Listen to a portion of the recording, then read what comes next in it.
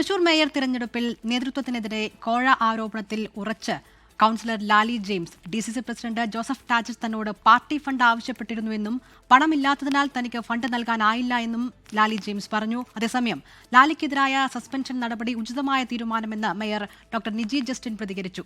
ലാലി ഉയർത്തിയ ആരോപണം ഗുരുതരമായതിനാലാണ് വേഗത്തിൽ അച്ചടക്ക നടപടി എടുത്തത് എന്ന് KC വേണുഗോപാൽ പ്രതികരിച്ചു. പാർട്ടിയിൽ നിന്ന് സസ്പെൻഡ് ചെയ്തിട്ടും താൻ ഉയർത്തിയ ആരോപണത്തിൽ ഉറച്ചു നിൽക്കുകയാണ് കൗൺസിലർ ലാലി ജെയിംസ്.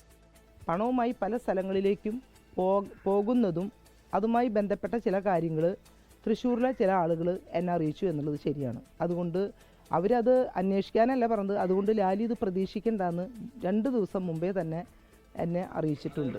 പാർട്ടിയിൽ നിന്ന് സസ്പെൻഡ് ചെയ്താലും താൻ കോൺഗ്രസുകാരിയായി തുടരുമെന്നും ലാലി.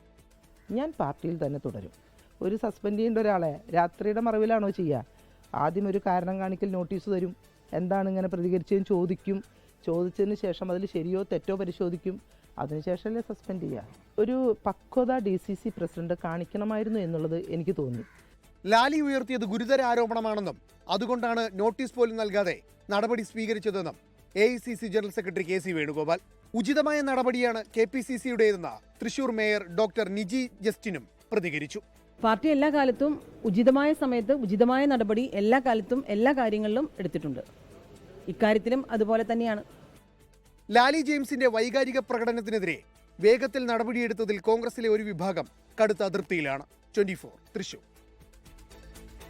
ലോകത്തെവിടെയായാലും ഏത് സമയത്തും 24 വാർത്തകളും ഓഗ്മെന്റഡ് റിയാലിറ്റി പാക്കേജുകളും എക്സ്പ്ലെയിനറുകളും വിശദമായി കാണാൻ ഞങ്ങളുടെ YouTube ചാനൽ നിങ്ങൾക്ക് സബ്സ്ക്രൈബ് ചെയ്യാം.